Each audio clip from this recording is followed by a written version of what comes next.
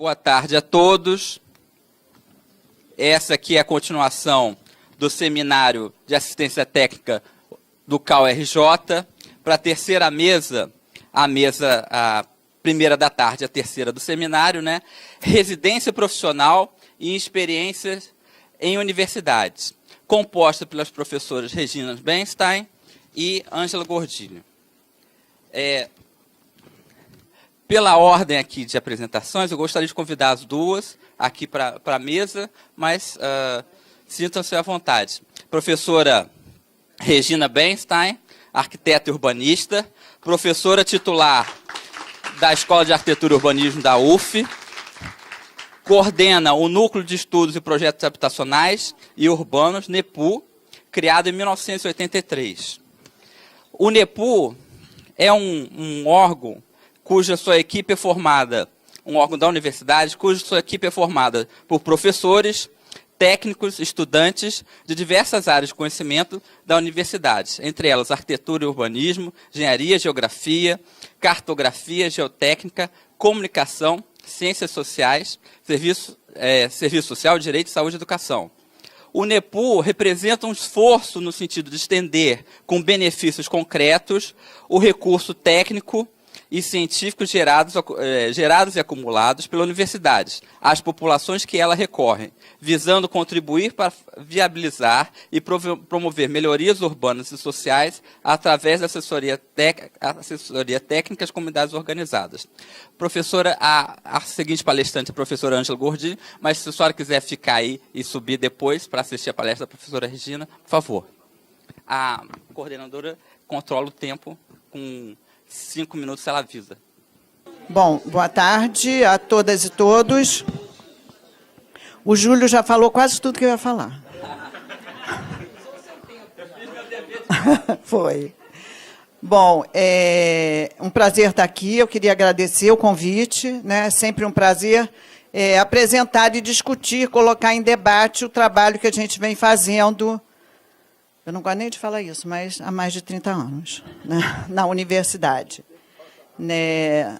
Eu sempre gosto de começar lembrando que, na verdade, esse trabalho ele teve início a partir de um desafio colocado por uma comunidade, que eu vou mostrar rapidinho depois para vocês, para as professoras que estavam ministrando a disciplina obrigatória do curso de Arquitetura e Urbanismo, projeto de habitação, que a gente chamava Projeto de Habitação 4.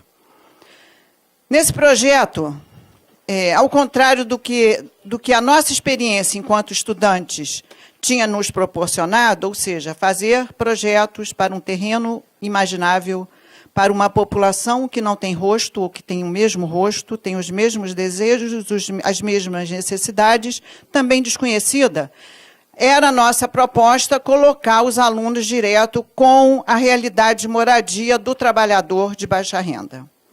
Então, quando a Favela do Gato chega na UF pedindo assessoria técnica na luta contra a remoção, as duas já ficaram animadas de aceitar o desafio. E as duas éramos eu e a professora Maria Elisa Canedo, que nos deixou extremamente, né, precocemente, né, e que era uma pessoa brilhante, engajada, comprometida, né, com a causa da habitação.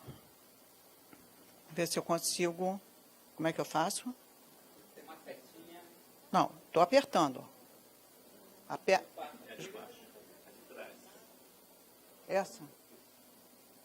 Ah.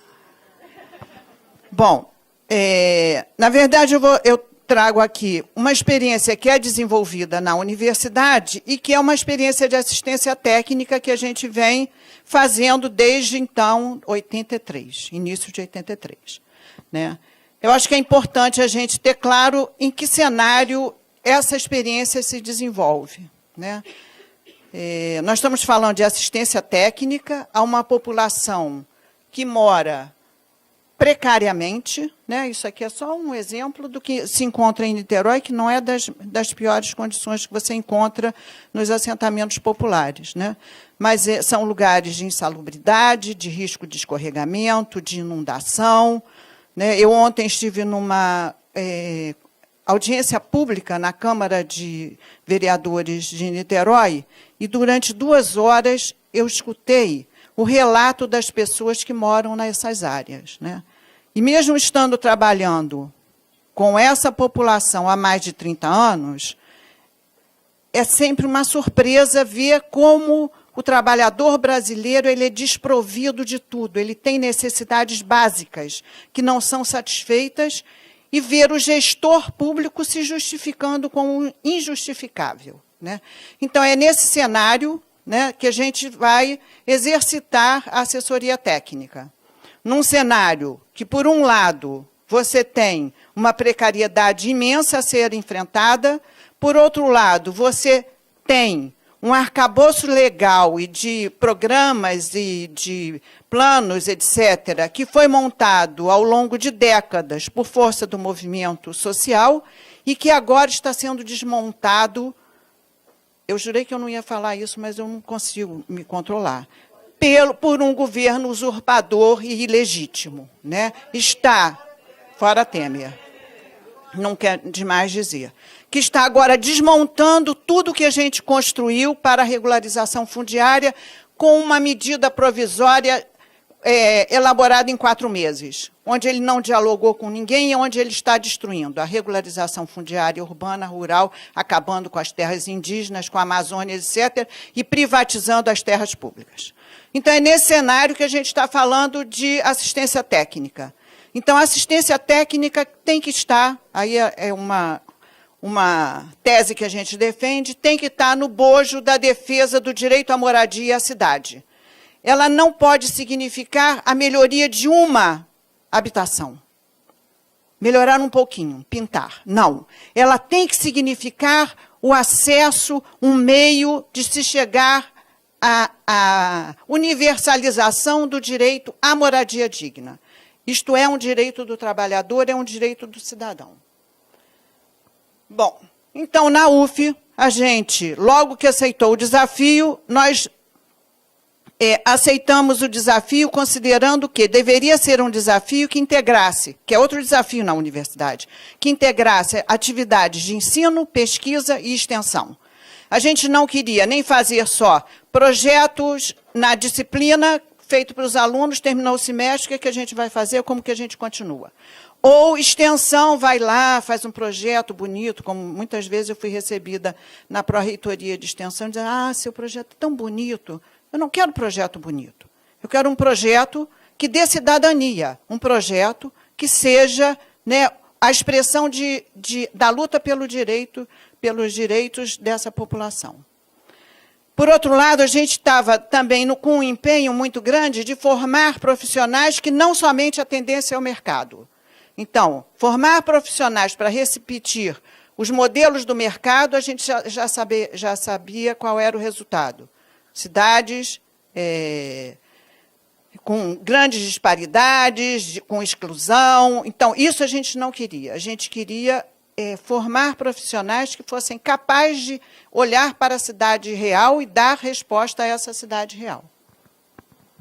A gente também, desde o início, teve colocado a questão fundiária como sendo a questão base para a moradia. Sem terra não tem moradia, né? Então, a gente tem que tratar da questão fundiária quando a gente aborda a habitação. E exercitar um planejamento numa situação de conflito. O que é isto? Chega do discurso de vamos chegar a um consenso. Impossível chegar a um consenso numa sociedade de classes. Numa sociedade em que determinadas classes mandam, e aí é um pedacinho pequeno da sociedade, e o resto obedece e fica sem nada. Com este panorama, não teremos consenso. Mas o conflito nos estimula a dar respostas, a buscar respostas criativas para os problemas. Bom, então, depois do projeto Favela do Gato, não foi logo imediato, quando a gente fez o projeto Favela do Gato, nós éramos um grupo de professores, então eu, Maria Elisa, do departamento mesmo de arquitetura, Glauco Bienenstein, que é meu irmão, por um acaso, Luiz Renato, né, professores da engenharia, das geociências, logo se agregaram, né? Agora, depois nós então vimos que era necessário você ter uma continuidade nesse trabalho. Não dava para trabalhar só durante com o calendário acadêmico. Então, nós criamos esse núcleo, que é um núcleo permanente de apoio à pesquisa e extensão, e que dá assessoria técnica às populações que nos procuram. A gente não vai buscar as comunidades oferecendo trabalho. Na verdade, o NEPU ele expressa a necessidade da população por essa assistência técnica, por essa assessoria técnica. A gente tem fila, a gente não consegue atender todo mundo junto. Bom, o resto o Júlio já falou por mim. Bom, no nosso processo, a gente tem alguns princípios que a gente acha que são assim básicos. Um é que o verdadeiro protagonista da ação é o morador. É o morador que coloca as suas necessidades, o que ele quer, como ele quer, aponta soluções, e nós somos instrumentos para viabilizar tecnicamente o que é colocado pelo morador. Depois, é no diálogo, e aí esse diálogo ele é muito dificultado pela nossa linguagem, que é extremamente abstrata. Então, essa foi uma outra busca que a gente começou a ver, e depois eu vou mostrar como é que a gente chegou lá. Como é que nós vamos discutir problemas que são, ao mesmo tempo, tão concretos, mas apresentados de uma forma com desenhos tão abstratos, que nem o nosso cliente de classe média, se você não fizer uma perspectiva, não vai entender nada do que você está colocando. Né? Então, como é que você dialoga sobre problemas urbanos com a população, de modo a dar o poder de decisão realmente a essa população? Bom, e a assessoria técnica como expressão do direito à cidade. Bom, então, o primeiro desafio, aí eu vou começar com a minha metralhadora rapidamente, né? Foi a favela do Gato, que estava na passagem da BR-101. E aí o DNR, estávamos no final da ditadura civil-militar, né? Então, manda quem pode, obedece quem tem juízo. Mas aqui a gente conseguiu não obedecer. Então, a gente conseguiu, através dos estudos técnicos, comprovar que não era necessário tirar toda a favela. Então, a favela não foi toda tirada. E conseguimos também, aí, com a mobilização, a manifestação, a constante organização da população, convencer toda aquela pauta de reivindicações que a população tinha. Bom, foram inúmeras assembleias, aí eu já coloco, eu não sei com quem que eu estava conversando, que a gente estava falando assim, quem trabalha com habitação não trabalha só no horário comercial, tem que estar disposto a trabalhar sábado, domingo, de noite, né? Porque, senão, os nossos clientes também estão trabalhando no horário comercial e você não tem com quem dialogar. Então, isso tudo que vocês estão vendo aqui são reuniões no final de semana, né? Bom, a gente fez o projeto e todo o projeto foi aceito.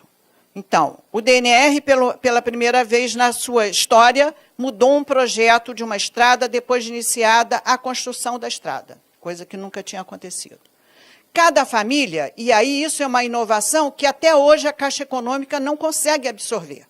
Cada família pode escolher o seu lote, porque, ao escolher o seu lote, quando tem que ser reassentado, ela reconstrói os laços de sociabilidade que ela tinha na sua ocupação inicial. Então, a gente fez isso, apesar de termos sido alertados que daria maior confusão. Não deu confusão nenhuma, porque cada um tem um critério de escolha.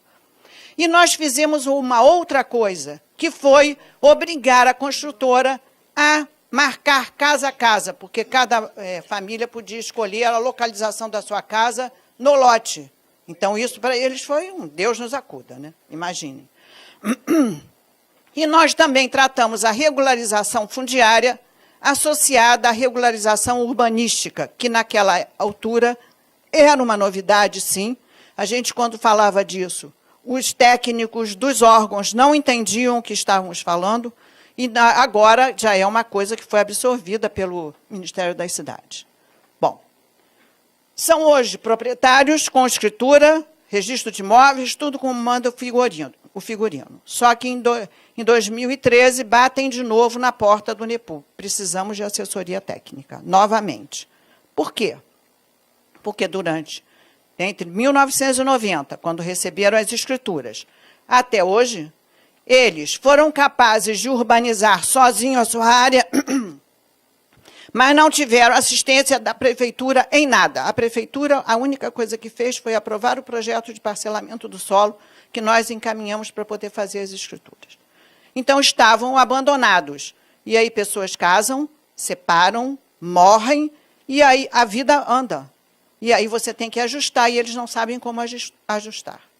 Eis que, quando estávamos ajustando, a concessionária da BR-101 começa a entrar com processos de reintegração de posse, dizendo que eram meros invasores, usurpadores, e que tinham que ser removidos.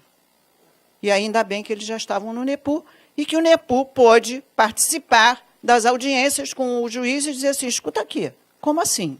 Está aqui, está tudo aqui, aprovado, ninguém está dentro da faixa de domínio. Então, mais uma vez, voltamos à favela do Gato. Já emendando na favela do Gato, eu não vou mostrar todos os projetos, não, vocês não precisam se assustar, tá? Não. Veio moto contínuo, a gente saiu de 250 famílias para apenas 5.000. Era o maior conflito fundiário urbano, pelo menos na região do Grande Rio. 5.000 famílias ameaçadas de remoção, com extrema violência e que se organizavam para fazer frente a essa ameaça. Então, começamos a trabalhar, esse foi um processo longo, eles conseguiram a desapropriação da terra, e para vocês terem uma ideia, até hoje ninguém tem escritura. Terras privadas, em área valorizada do município de Niterói, quem mora em Niterói sabe, caminhando para a região oceânica, que é o vetor de expansão imobiliária da cidade. A única coisa que conseguimos fazer foi naquele vermelhinho ali, Monan, fizemos todos os projetos, então tratamos, demos solução para questões de risco geotécnico de escorregamento, e aí foi preciso fazer um exercício de diálogo com os nossos companheiros engenheiros, os nossos companheiros assistentes sociais. Então, esse diálogo teve que acontecer. E, com isso, a gente pôde usar as soluções de geotecnia como parte do projeto urbanístico. Nós chegamos ao projeto detalhado, ao projeto executivo. E esse projeto, pasmem, começou a ser implantado, aí para o Augusto, só para a informação do Augusto, nos 2 anos que o Godofredo fechou a gestão do Jorge Roberto Silveira, e quando Godofredo, aí fez obras, estão aqui desse lado. Quando ele foi eleito, eis que ele para tudo e Monan não teve mais nada. Continua como está, até hoje. Fui lá antes da eleição, porque eu fui candidata a vice-prefeito em Niterói, certo? Na eleição passada. Bom, agora aqui esse eu vou mostrar um pouquinho mais devagar, porque eu acho que para os arquitetos, especialmente, estou vendo tantos... Eu já falei quantos minutos? Então tá bom, tá bom. Bom, aqui nós tínhamos tudo. Por que eu estou mostrando isso? Eu estou mostrando isso porque a assistência técnica, assessoria técnica, ela depende de decisão política. Ela depende da decisão política de se ter uma política habitacional. Niterói não tem, nunca teve. São Gonçalo não tem e nunca teve. Agora, pergunta se Niterói e São Gonçalo cumpriram tudo que seu mestre, Ministério das Cidades, mandou. Lógico, Conselho das Cidades, Fundo de Habitação, Secretaria de Habitação, e pergunta o que fazem. Constroem Minha Casa Minha Vida na periferia, ponto, e de qualidade péssima, ponto. Bom, aqui, a área já estava dentro de uma área especial de interesse social, o que para a gente era fundamental para poder trabalhar com parâmetros urbanísticos especiais. Ela tinha vou chamar a atenção do que eu vou usar depois para o projeto. Então, tem uma área vazia ali, como é que é mesmo? É no meio, né? Tem uma área vazia aqui, uma área vazia aqui. Isso aqui é terreno acrescido de Marinha, então, é da União, o que também, supostamente, seria mais fácil de fazer a regularização fundiária. E aí, quando a gente começa a analisar as condições da área, a gente vê que tem uma enorme faixa, aí sim, de domínio de proteção da BR ocupada. Tem rede de alta tensão ocupada embaixo. E tem beirada do rio também ocupada. Então, com isso, nós tínhamos quase 90 moradias para serem reassentadas. E a gente tinha que achar lugar. E a gente não queria fazer a solução, só em último caso, de demole casas e substituir por prédio. Mas a gente viu que isso aqui estava vazio, com muro. E aqui tinha uma fábrica desativada. A gente foi ao cartório para ver se esse terreno aqui já estava aforado na SPU. E não estava. Então, nós incorporamos ao projeto, aqui. E aí, fizemos o projeto. Então, essa parte aqui são as casas novas. Tinham lotes no miolo, esses 2 lotes foram ocupados. Aqui também a gente ocupou, diminuiu o campo de futebol e botou um equipamento comunitário. Quando a gente faz esse tipo de trabalho, a gente não trabalha só com espaço público. A gente entra dentro do lote. A gente quer também acertar, resolver as situações de insalubridade da moradia. Não é fazendo o projeto da moradia, mas é vendo que tenha espaço para posteriormente ser resolvido o problema da moradia. Então, a gente faz o redesenho tentando manter o máximo. A gente só tira casas que estão completamente imprensadas, que são claramente úmidas, tem problema de umidade, problemas de insalubridade braba, e a gente tira. Mas tudo com a discussão, e aqui vocês veem, né, as assembleias, e usando esse tipo de registro da informação. Porque o que a gente faz? A gente não olha o lote e diz assim, Dona Mariazinha, a senhora que mora neste lote, o seu lote está com este problema. Não. A gente transforma todos os problemas em problemas gerais, de modo que a população possa discutir em termos de regras gerais do parcelamento e não de resolver o problema individual, porque senão a gente não pode esquecer, a gente está numa sociedade individualista, capitalista, onde o meu pirão primeiro.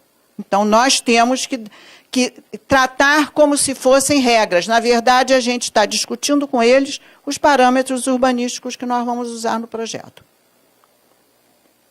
A gente fez, então, o projeto, um centro comunitário que tinha uma creche, porque aí tem muita criança, um posto de saúde, a associação de moradores.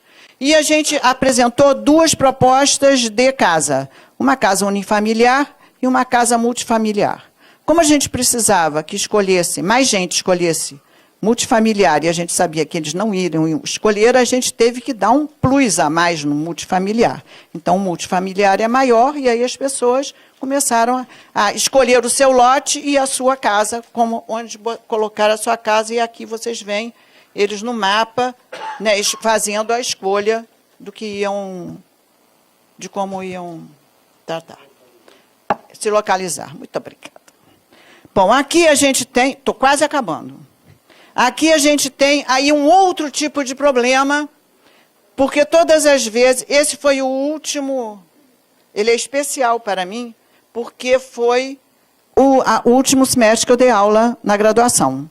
E o desafio foi 2 casarões, estão aqui, ó. Não, peraí. Ai, Jesus. Aqui. 2 casarões, um aqui e outro aqui. Esse aqui de 2 andares, péssimo, quase caindo. Aqui, e eles preencheram o lote todo com quartinhos, alguns sem nenhum tipo de ventilação. É um quarto escuro, úmido, com a água escorrendo na parede. 28 famílias morando aqui. Então, o desafio era conseguir abrigar 28 famílias aqui. E foi feito o desafio. O desafio foi feito porque a proposta era sempre assim.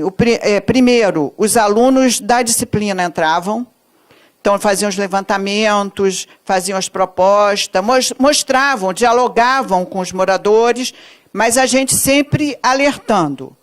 Isto ainda é projeto de estudante. E, como tal, tem erros que vão precisar ser consertados, mesmo no levantamento, etc.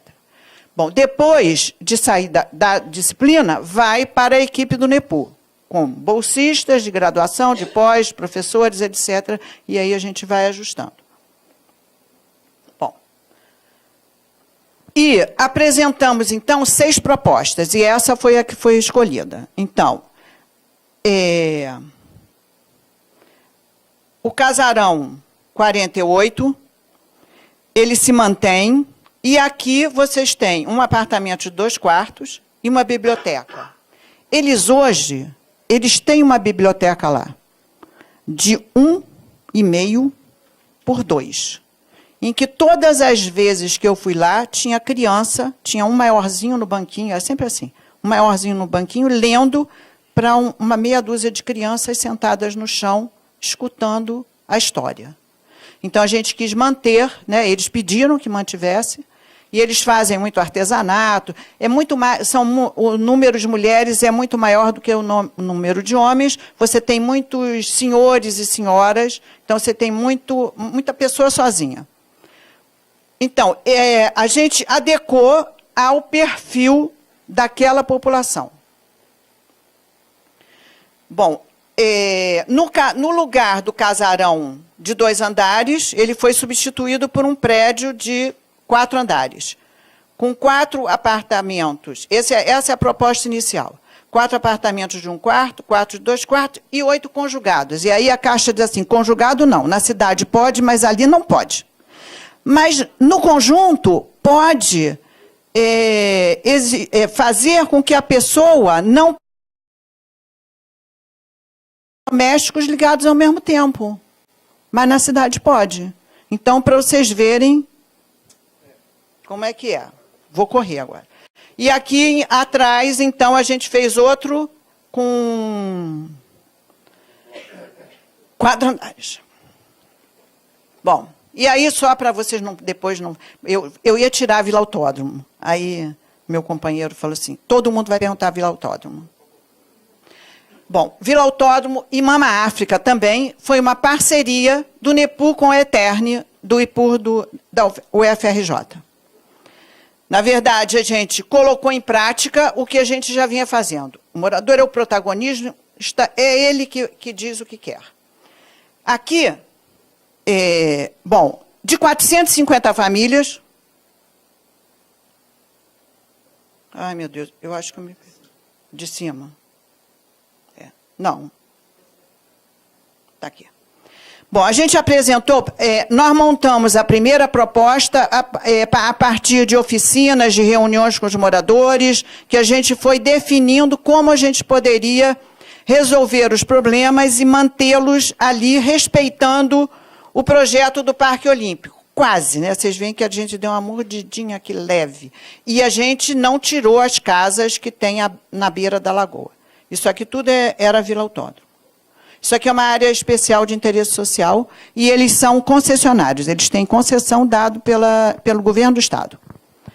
Bom, então eles escolheram esse projeto, respeitando o Parque Olímpico, mas não interrompendo, porque o primeiro projeto a gente tinha interrompido aqui.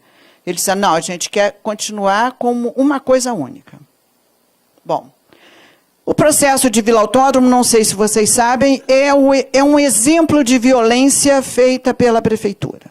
Uma prefeitura que resgatou a remoção como política pública e utilizou Minha Casa Minha Vida para viabilizar a remoção, em massa, das regiões em que ela queria fazer limpeza de território. Vila Autódromo é um exemplo disso. Muito claro. E eles penaram.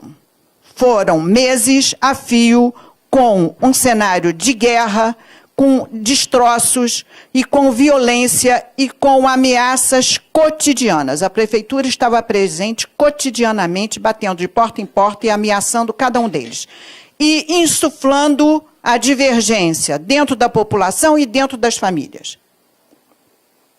E nós o que fazíamos lá?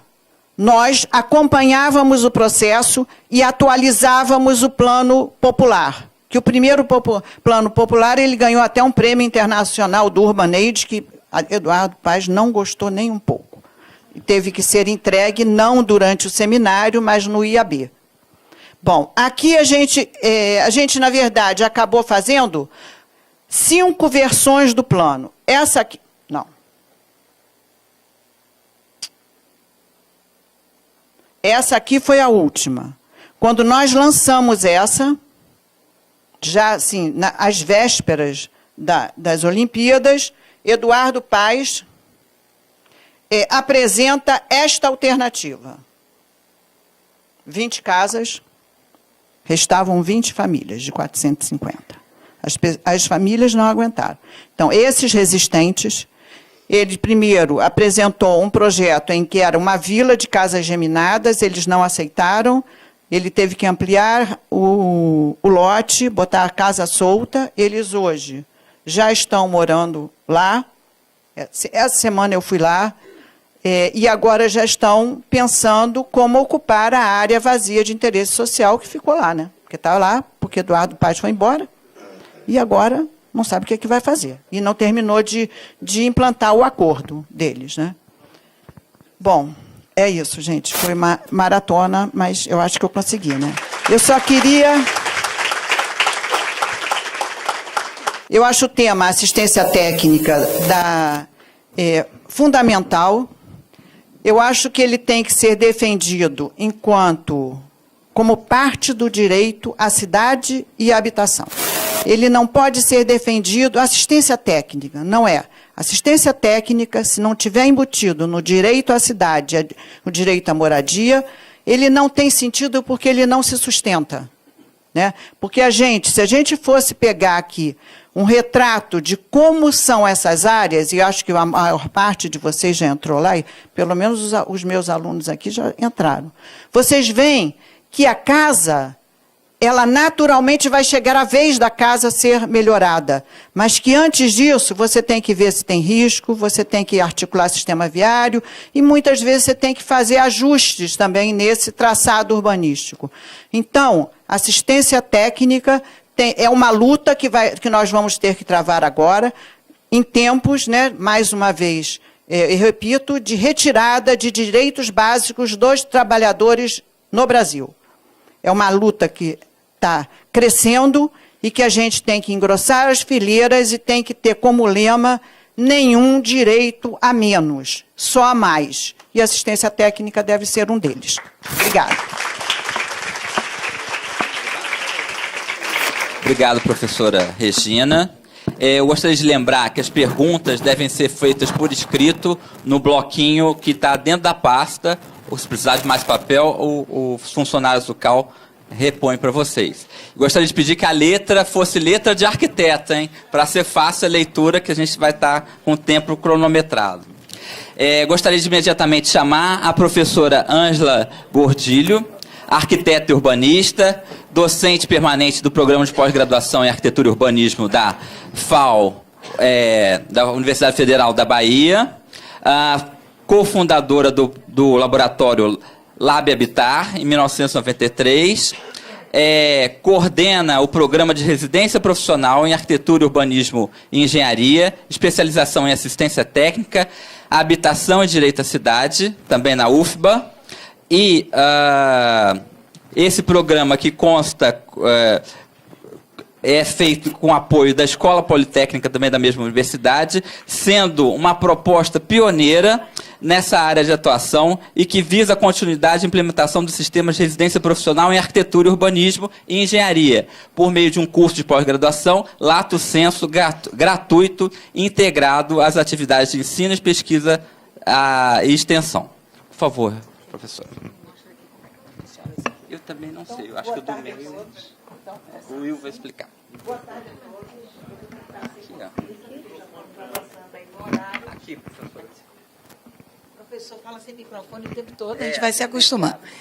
Né? Apesar que o meu perfil não é exatamente acadêmico. A rigor, para chegar a esse projeto que nós estamos à frente, há uma longa trajetória que não é só minha, é do Clóvis, é do Carlos Nelson, é de Regina, é dos novos que também estão trabalhando, o Zezéu, são muitas mãos que desde a década de 50, 60, vem trabalhando a questão. Isso, agora me ensina aqui como é que vai. Pronto. E para andar, ok, já foi. Pronto, não tire minha surpresa. Pronto. Então, Veja, nós estávamos falando, então, uma longa trajetória.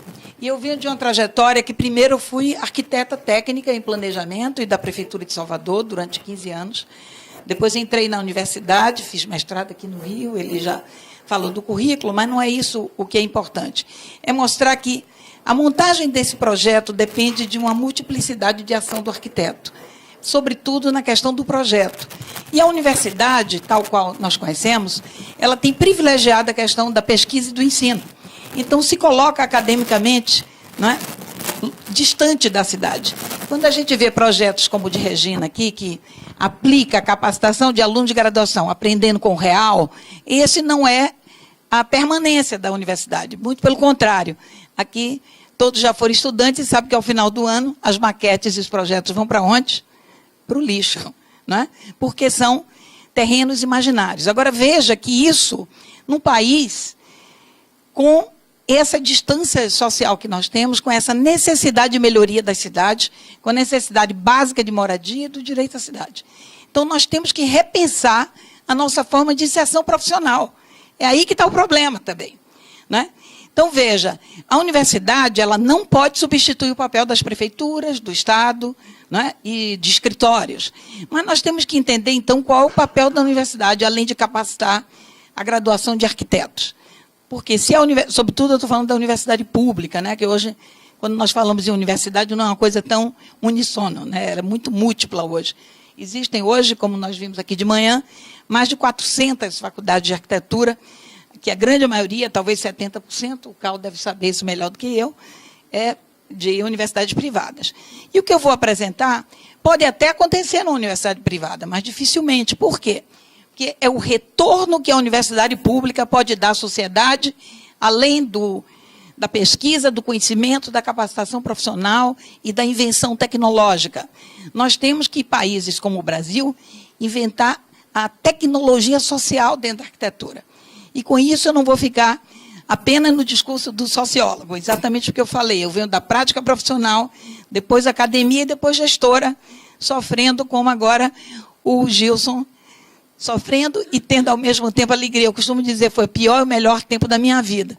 Quando eu fui secretária de Habitação no período de 2005 até 2008, que foi um período áureo no Brasil para a construção prática da reforma urbana.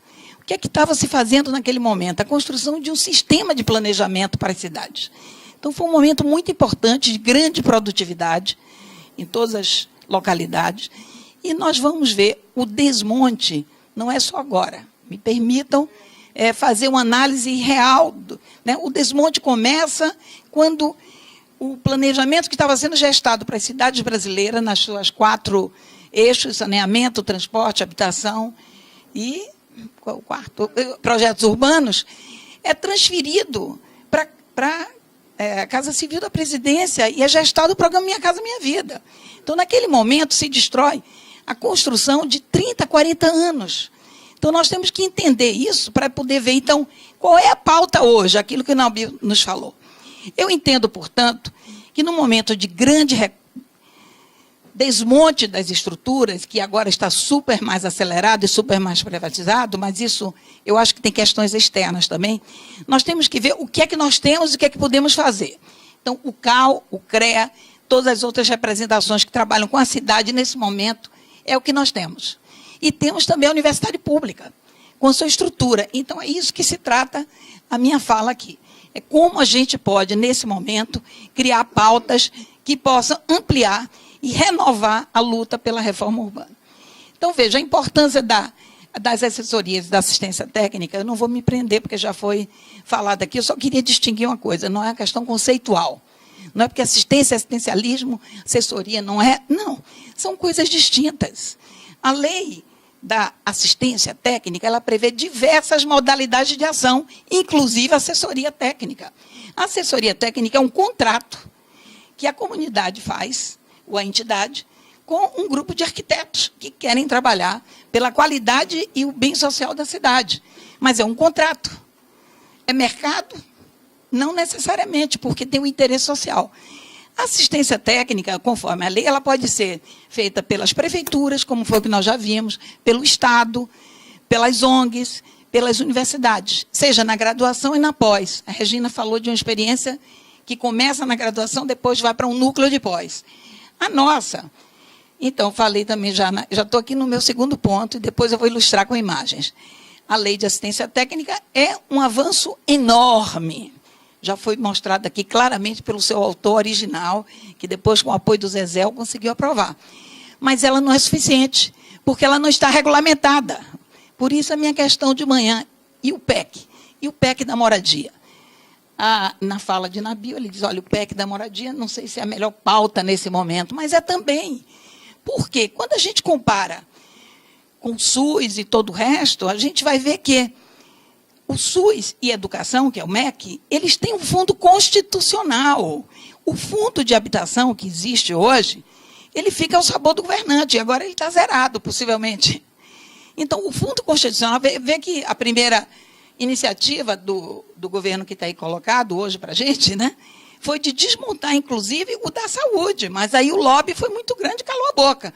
Então, essa é uma luta permanente, porque sem o fundo permanente de habitação, nós não podemos ter a multiplicidade de ações que é prevista na Lei de Assistência Técnica. Então, eu vou me fortalecer agora, mas aqui contribuir com essa questão do papel da universidade e como fortalecer o papel do arquiteto no seu campo de atuação no cenário atual. Por que isso é muito importante? Eu vou começar do fim para depois ilustrar com imagens, para dar conta aí nos meus 20, 25. Vou tentar fazer em 20 para a gente ter outra mesa. Então, veja, no cenário atual, não há um desmonte só das políticas públicas, há um deslocamento do papel do arquiteto, gente. Nossos alunos estão se formando, estão sem trabalho. Se eu for perguntar aqui quem está trabalhando com arquitetura propriamente dita hoje, pouca gente talvez levante a mão, né? Não é verdade? E a maioria dos jovens estão sem trabalho. Nós ficamos reduzidos. E aí, vamos entrar já na... Sou eu que tenho que passar. Peraí, aqui. Não, não é essa. Não é essa.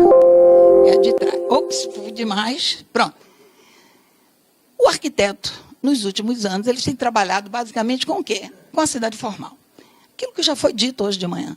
Então, nós estamos produzindo isso. Isso é um pedaço de São Paulo, mas podia ser de qualquer cidade, metrópole do Brasil, quiçá da América Latina. Então, veja, é um papel muito estrito. Aqui foi dito que, na última pesquisa do CAU, 7% dos arquitetos interferem nessa cidade que está aí. Talvez um pouco mais, porque a maioria não legaliza, não faz o registro no CAU, às vezes nem entra na prefeitura, porque a maioria hoje está trabalhando com reformas, arquitetura de interiores, design, né, que é onde está o recurso. Então, nós não podemos nos limitar à cidade normatizada, porque essa, se ela representa, por exemplo, 7 arquitetos, nas cidades ela representa menos de 50% da população. Então, a demanda maior de arquitetura, e arquitetura em cidade, assim, aí vamos ver uma outra inserção, um outro grande eixo de investimento. Eu coloquei aqui o estádio Arena da Fonte Nova de Salvador, mas também são todas iguais. Quem trabalhou dos arquitetos aqui nessas arenas? Né? Elas vieram, a maioria dos projetos vieram de fora. Inclusive, material pré-moldado de muitas delas, como foi o caso da Arena da Fonte Nova, também veio de fora. Então, e hoje nós estamos vendo a crise de funcionamento dessas arenas. Ou seja, o arquiteto sequer interfere na definição do projeto, quanto mais dele ser contactado como possível. E isso se alastra para quê? Para as vias todas que estão sendo pedagiadas, os metrôs, o metrô. Porque antes você tinha... Isso aqui eu vou entrar muito rapidamente, mas nós não podemos perder de vista, na questão das pautas, a gestão corporativa da cidade hoje. Essa é a minha pesquisa principal da pós, paralela ao meu trabalho na implantação da residência. Veja que, diferentemente do passado, as grandes empreiteiras, elas não entram... Primeiro, ela já faz o projeto e constrói, o que antes era proibido. Né? Quem fazia projeto não podia construir. Eram licitações distintas. Agora ela projeta, constrói e, mais grave ainda, ela vai gerir o empreendimento durante 3 décadas. Então, as nossas cidades, gente, estão entregues às empreiteiras. Qual é o lugar do arquiteto diante desse outro eixo de produção? Então, vamos ao terceiro eixo predominante, que construiu 4 milhões de unidades habitacionais, pelo menos aprovou. Acho que construída tem 3 milhões e pouco. O investimento nesse período, que foi de 2009 até o ano passado, alguém tem ideia aí do número? São 260 bilhões de reais. Então, é um país com recursos. As Olimpíadas custou em torno de 55 bilhões de reais, né? As Olimpíadas junto com a Copa. Então, nós temos recursos, mas nós estamos investindo mal. E estamos produzindo cidades que nós não sabemos o que vamos fazer com isso, né? Sabemos o que vamos fazer com isso. Esse é um pedaço do Rio de Janeiro, podia ser também de qualquer pedaço. Eu fiz de propósito as janelinhas. É aí que entra a assistência técnica, né? Por quê? Porque a população quer mudança. 2013, todo mundo diz assim, não se entende o que é que as ruas estão dizendo. Olha o que é que as ruas estão dizendo. Copa para quem? Pelo direito à cidade. Queremos hospitais padrão FIFA. Queremos ônibus de qualidade. Então, nós temos um ofício básico de lidar com o ambiente construído. Então, nós temos que conquistar esse espaço, mas entendendo, sem utopias, concretamente o que está acontecendo. Então, o que eu vou apresentar não é solução para problemas grandiosos como esses, mas é um momento de aproveitar uma oportunidade e ampliar, sobretudo, o campo de atuação do arquiteto. E aí vem essas inspirações que tivemos, desde o Clóvis e tantos outros arquitetos que há anos trabalham com isso. Eu própria trabalhei, ainda como estudante de arquitetura, na década de 70, com o professor Pasqualino, que fez o primeiro núcleo de habitação, estudos da habitação, que era associado às cooperativas do BNH, buscar entender como melhorar os projetos do BNH. Mas, enfim, veja o que é que nós estamos pensando. Se a extensão, eu estou na universidade de 92, saí para ser secretária e agora voltei para fazer isso aí. Estou fazendo o que eu gosto. Acho que tem grandes possibilidades isso, que é o seguinte. A extensão sempre foi uma coisa esporádica. Pega um projeto aqui, pega outro, o próprio Lab Habitat, que você situou, que foi um que nós montamos quando chegamos, similar à trajetória de Regina, ele trabalha um projeto aqui, outro ali. Nós entendíamos que dentro da universidade, de arquitetura, urbanismo, engenharia e áreas afins, a pós-graduação imediata, que é a chamada lato sensu, ou seja, as especializações, estavam tomadas pelo mercado. Dificilmente você tinha, né, agora tem essa, tem outras surgindo, você tinha especializações de interesse social. Todo mundo tinha que pagar pela especialização. Quem fez aqui deve ter pago. Eu ainda, na década de 70, fiz o Sudene, 80, aliás, que era gratuita, que era para formar planejadores urbanos. Não tem mais isso. Então, nós temos uma estrutura imensa, é uma entidade forte, as universidades públicas, mas, como diz o meu reitor, né, a universidade pública tem que justificar permanentemente a sua existência. Eu estou me referindo a João Salles, o reitor atual da Universidade Federal. E eu gostei muito dessa frase. Por quê? Nós vamos ser cobrados pela população, senão nós vamos ser engolidos também pela privatização. E se nós temos aliados, que é a cidade e a sociedade, nós temos maiores possibilidades de nos fortalecermos. Então, eu acho, Regina, que ganhamos na pós-graduação, agora a pós-graduação tem que encontrar o seu lugar. E nós não podemos destruir a pós-graduação, mestrado, doutorado, que é o chamado estrito sensu, porque precisamos formar professores, mas precisamos formar também especialistas, eu boto entre aspas, porque, na verdade, é uma visão muito mais ampla, especialistas para trabalhar com a cidade e com aquele universo que representa mais de 50% da população. Então, veja, baseado na lei de assistência técnica, nós começamos a montar, já está no meu tempo, acabou 10 minutos, eu vou acabar, porque agora é só ilustração. O principal eu já falei, e depois a gente pode desdobrar em maiores questões, se vocês quiserem. Mas, veja, o principal da assistência técnica dentro da universidade não é fazer assessoria, se quer construir. Nós não podemos. Imagina se a universidade pública vai construir alguma coisa. No outro dia tem que responder um monte de processo de operário, né? Então, veja, qual é o nosso papel? Capacitar fazendo, inventar fazendo, aprender fazendo. Então, dentro da pós-graduação, nós poderemos contribuir com os chamados escritórios públicos da graduação, onde os meninos ainda não estão formados, com profissionais que assinam seus projetos. Essa é a diferença. Então, a inspiração é bem fundamentada na residência médica. Residência médica, eles vão atuar nos hospitais, nós vamos atuar na cidade. Mas isso tem que ter uma sistemática, porque, ao final, de 14 a 16 meses, que é o que dura a nossa residência. Ela tem 40 créditos, né? E você tem que ter finalizado. Então, como é que nós dividimos isso? Nós temos um corpo de professores muito grande, 46, porque nós não podemos também... Enfim, a metodologia toda ela é baseada numa forma de estruturação autossustentável. Se eu exijo muito do professor de graduação, ele não vai ganhar mais para fazer aquilo, ele acaba desistindo. Então, nós temos nossas disciplinas divididas em módulos, para que não só os alunos que ingressam, que são 25 a cada 2 anos, porque se dura 1 ano e 2 meses, não é? Aí nós temos um tempo de reorganização, contato com as comunidades para começar outra turma. Significa que a cada 2 anos a gente forma 25 profissionais com comunidades e municipalidades demandantes e produzimos 25 projetos. Nós já estamos na 3ª edição, vamos começar agora. Então, nós já produzimos quase 50 projetos. O projeto ele é produzido a nível de estudo preliminar ou anteprojeto. Porque nós entendemos o seguinte, a capacitação, o curso é público, é gratuito. Não temos bolsas ainda. A da medicina, da residência, vem do SUS, que é repassada pelo MEC. É uma questão complexa, mas a gente estudou isso. Então, o nosso fundo não é fixo, então nós não podemos... Quem vai dar bolsa? As bolsas da pós-graduação não custeia a especialização. Né? Então, é uma equação a ser resolvida. Como é que nós resolvemos? O curso é de 1 turno durante esse período. Ele é dividido em 3 módulos. Um módulo de 1 semestre de capacitação, 8 a 10 meses de assistência técnica propriamente dita e o trabalho final, que leva 2 meses, que é a proposta. O curso não é só para arquitetos, mas é prioritariamente para arquitetos. Absorvemos engenheiros, urbanismo, que na Bahia tem um curso só de urbanismo, que não é arquitetura, é próximo a planejamento urbano, e outras profissões afins que não ultrapassem mais do que 20%, 25%. Sobretudo, os assistentes sociais têm nos procurado, geógrafos, direito, temos tido alunos. Aí vocês vão perguntar, e qual é o projeto final desse?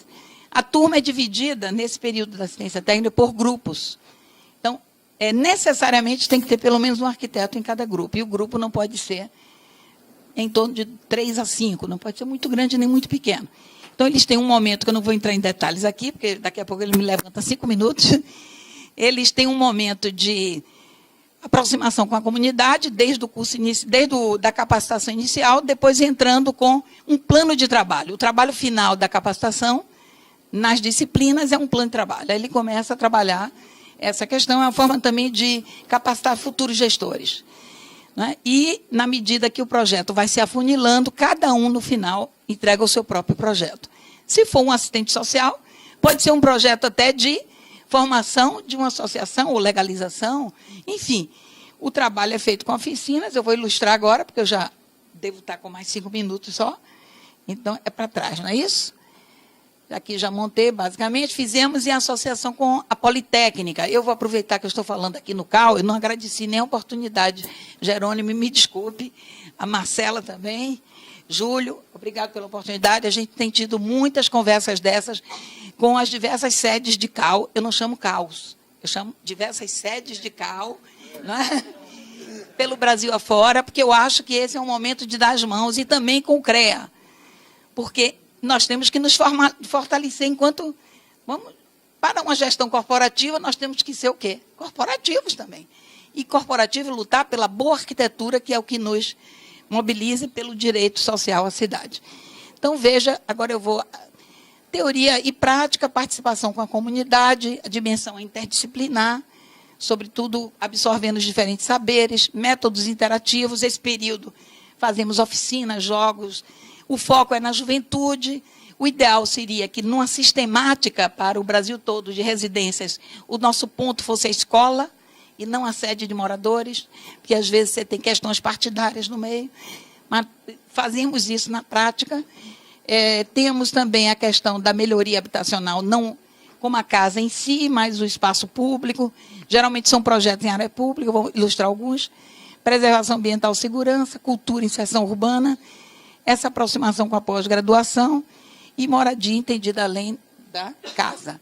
Então, a primeira turma se efetivou, o projeto foi montado e apresentado na universidade em 2011. A primeira turma começou em 2013, por conta de uma enorme greve que teve. Começamos na primeira turma com 23.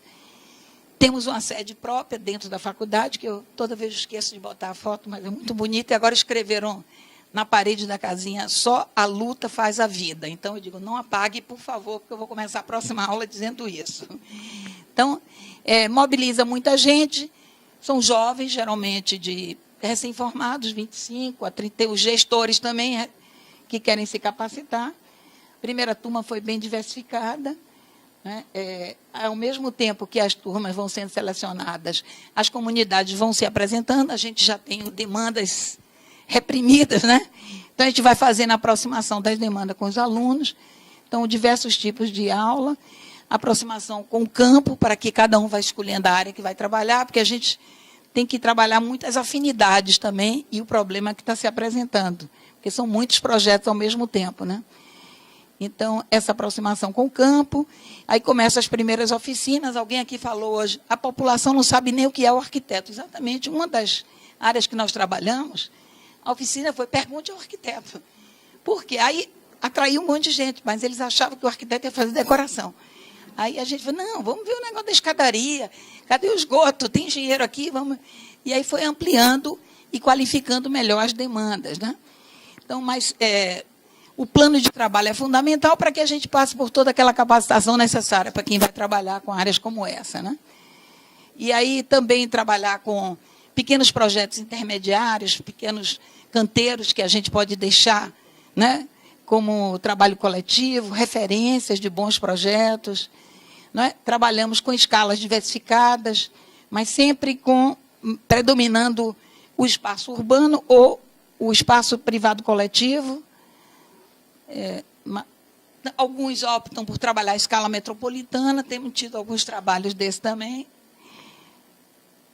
Não vou entrar em detalhes, depois a gente pode falar. O centro histórico também tem sido objeto de...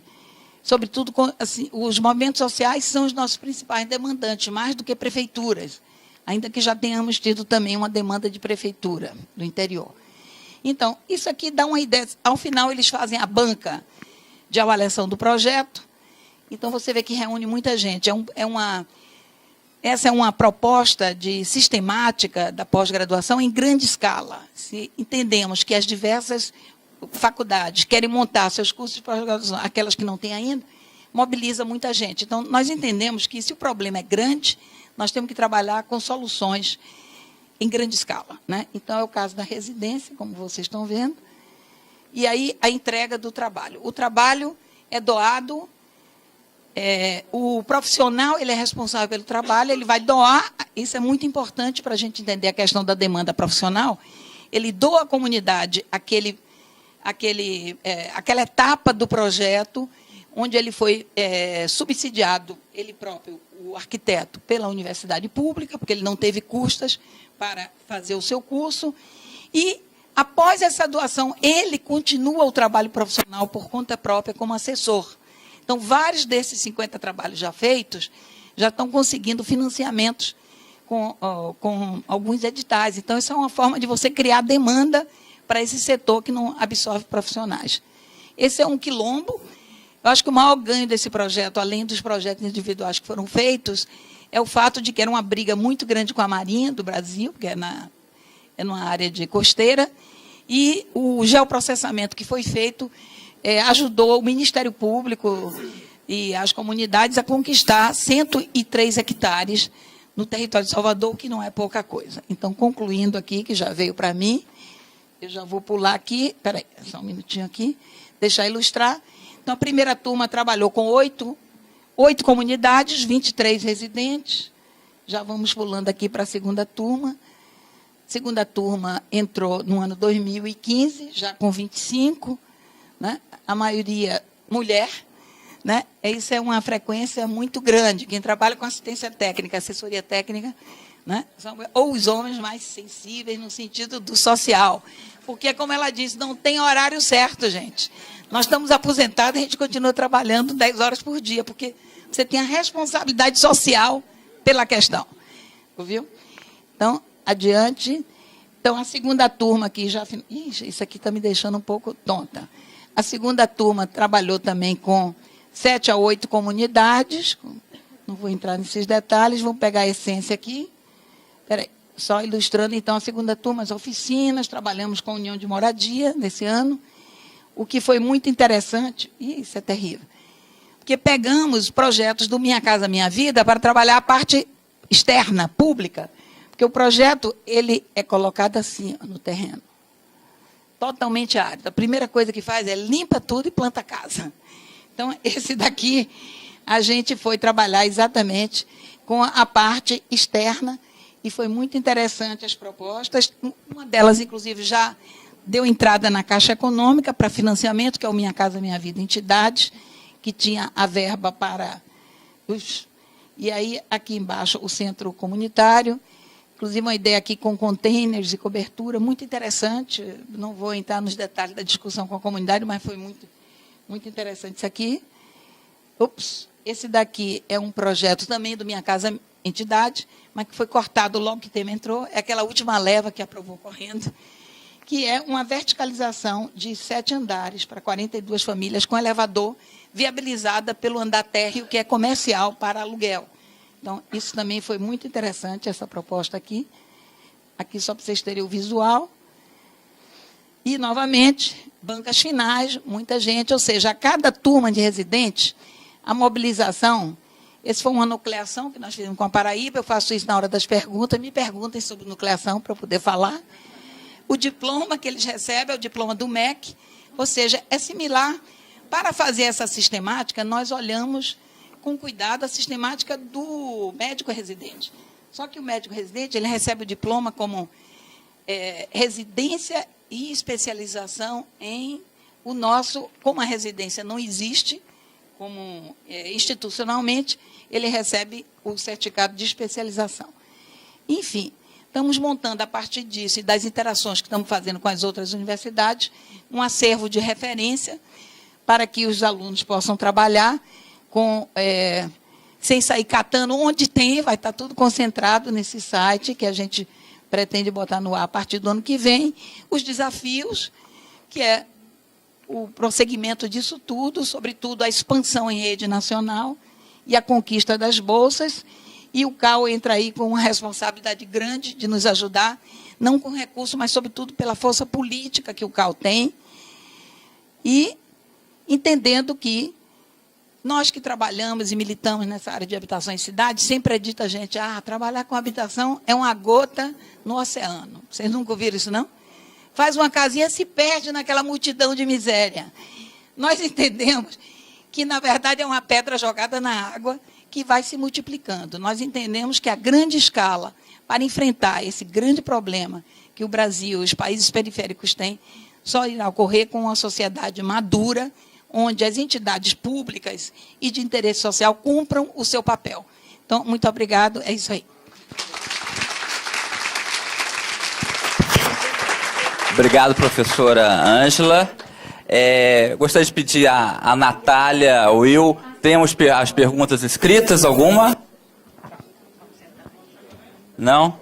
Então, a pedido da própria professora, eu vou perguntá-la o que é nucleação, por favor, Regina, e perguntar também uma coisa que eu achei que vocês destacaram na fala de vocês, é a formação de profissionais para lidar com situações reais. Ou seja, diferente da prática de muitas disciplinas de projeto, que é um ambiente artificial, digamos assim, que é proposto, não é? E foge da total prática real, e vocês salientaram, de uma forma ou de outra, a multidisciplinaridade. Como que se dá essa multidisciplinaridade na formação e na prática, que vocês mostraram aqui, por favor?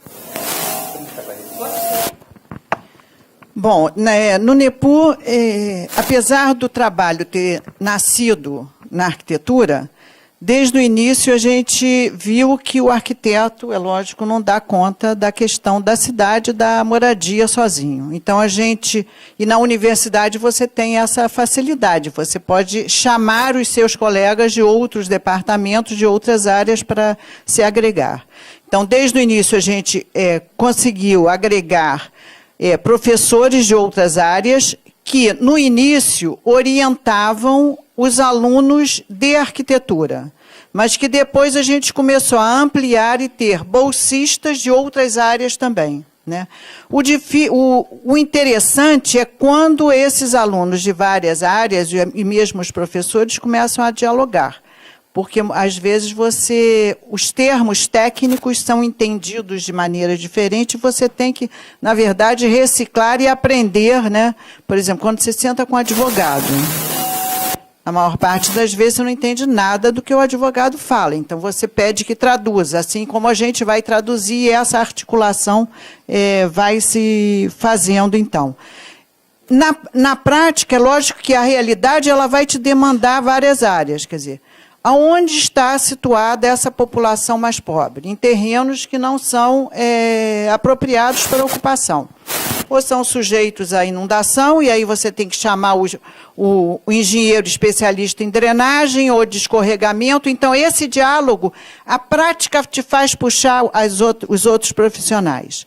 Depois, o próprio diálogo com o morador, quer dizer, aí entra toda a parte social também, que, aliás, foi a que a gente teve a maior dificuldade de agregar. Foi a área que entrou por último, foi justamente a área social, né? E uma coisa que a gente tenta também fazer é mostrar que o arquiteto ele não é só aquele que fica na prancheta, mas é aquele que estabelece o diálogo. Então, ele tem que ter paciência, ouvidos, saber dialogar, saber trocar ideias, ter a humildade de reconhecer que o seu cliente ele tem um conhecimento que não é o da academia, mas é o do cotidiano, que ele aprende, que ele faz obra, e que tal escutar um pouco dessa experiência que ele tem, né? Então, com isso, você não só agrega várias áreas do conhecimento, como você também estabelece essa integração com o morador, né, o teu cliente, né? Que, na verdade, passa a ser um parceiro na equipe. Quer dizer, a gente sempre diz que a população não é nosso cliente, mas a população faz parte da equipe. Então, ela vai dizer o que quer, ela vai dizer como quer, né? Várias áreas que a gente chega, o morador já vai dizendo como é que deve ser resolvido o problema que ele tem, porque ele vai vendo no cotidiano como aquele problema acontece nos diferentes horários, nos diferentes dias que a gente também não está lá, né? Quer dizer, isso a gente costuma dizer que isso até no planejamento, né? Quem vai fazer plano diretor não pode se arvorar a querer fazer plano diretor sem o diálogo, apesar de muita gente se arvorar, né? A fazer sem o diálogo devido com a população, porque você não está lá, você não conhece como a população conhece a cidade, cada cantinho da cidade. Assim o assentamento, a moradia também, né?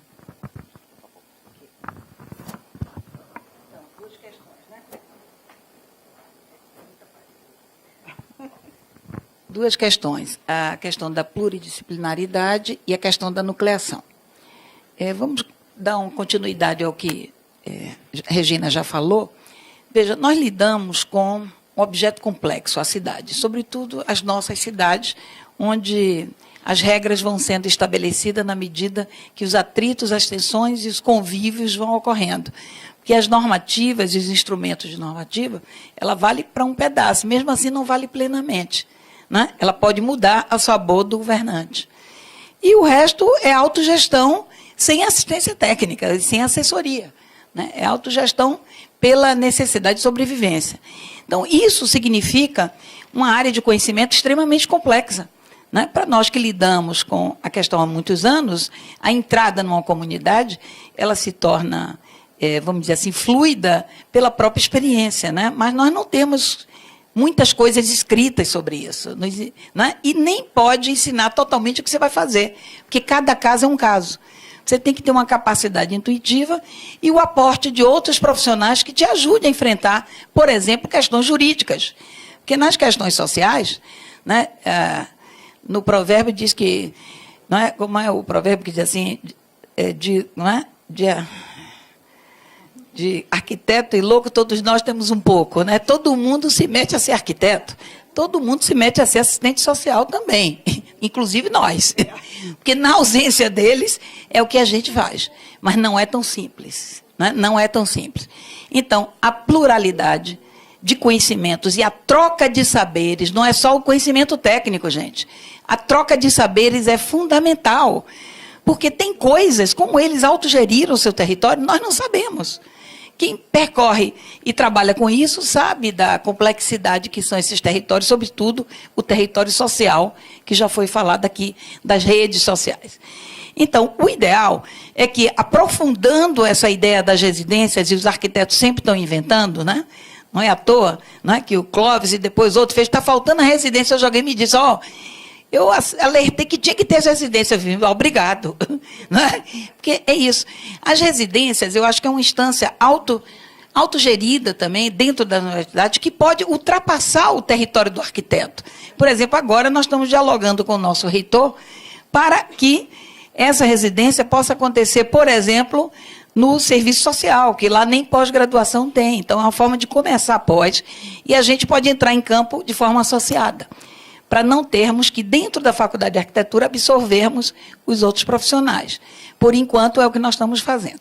Então, ela é fundamental e ela é múltipla, até porque o nosso ofício implica em conhecimento da arte, conhecimento da ciência e conhecimento da técnica, né? E, além de tudo, querem que a gente trabalhe de graça, não é isso, Clóvis? Chegue aqui, dê umas ideias. Vem cá, você é arquiteta, dê umas ideias, não é assim? Vocês nunca foram pedidos para fazer isso, não? Dá umas ideias, dá umas ideias. O que eu faço com a minha cozinha? Eu digo, procura lá no escritório. Então, veja, aí você dizendo, mas, Ângela, a residência não é gratuita? É, mas ela é uma troca de recursos sociais. A universidade coloca à disposição o seu acervo total, 46 professores, escola, servidores, ar-condicionado. O aluno vai um turno, recebe aquele curso e devolve à universidade através do trabalho para a comunidade e vai pegar lá adiante o seu trabalho e levar adiante. Aliás, aqui na plateia tem um ex-residente da primeira turma, que é o Fabrício, que está exatamente nesse momento. Tem praticamente 2 anos que Fabrício está negociando com a Prefeitura de Salvador para que o projeto dele seja implantado, inclusive um que apareceu ali na Gamboa, um ancoradouro com as habitações de relocação. Porque a Gamboa é uma comunidade que está ali no frontispício de Salvador, junto daqueles espigões todos que têm os piers privados, e que todo dia ele sobe a ameaça que tem que sair. Só que é uma comunidade muito guerreira, não é isso, Fabrício? Então, esse projeto e os outros, foram 3 projetos para essa localidade, eles acabam sendo um instrumento de luta.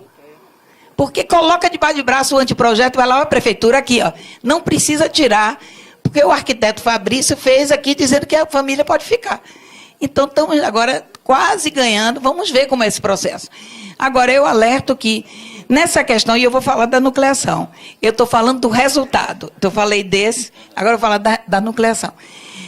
O que eu tenho observado, e isso é muito importante para a gente refletir, sobretudo no âmbito da universidade, dos quase 50 projetos que nós já fizemos, incluindo aí pequenos projetos do período das oficinas, os que já vingaram são de autogestão, plena, total. Foram 2 quilombos, um deles conquistou a terra, isso é uma conquista maior do que qualquer projeto, né?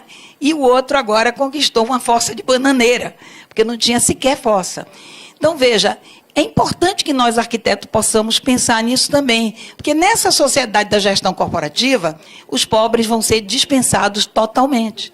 Não é mais exército de reserva, é exclusão total.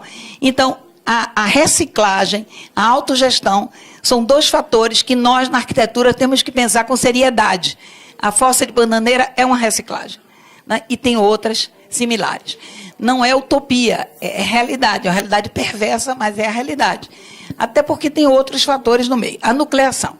Veja que, para tudo isso acontecer, não adianta ser bem-sucedida só na UFBA. Está sendo bem-sucedida. A metodologia mostrou que ela tem sustentabilidade. Estamos fazendo alguns ajustes. Até agora, no recredenciamento de professores, em vez de 46, temos 48. Ou seja, tem mais gente querendo trabalhar. A nucleação é o seguinte: se nós temos essa metodologia testada desde 2011, vamos emprestar a outras universidades. Não pode ser estanque, nem pode ser igual. Então, nós estamos fazendo o seguinte: um determinado número das vagas, em torno de 5, vai ser ofertado e já estamos trabalhando isso, fizemos isso com a Paraíba, agora vamos estar trabalhando com, possivelmente com Pelotas e Brasília. Né? Nós vamos deixar algumas vagas da UFBA, o aluno vem e faz aquele primeiro período da capacitação conosco e volta para trabalhar na assistência técnica com tutores, professores das nucleações. Então, esses professores nucleados foram credenciados também.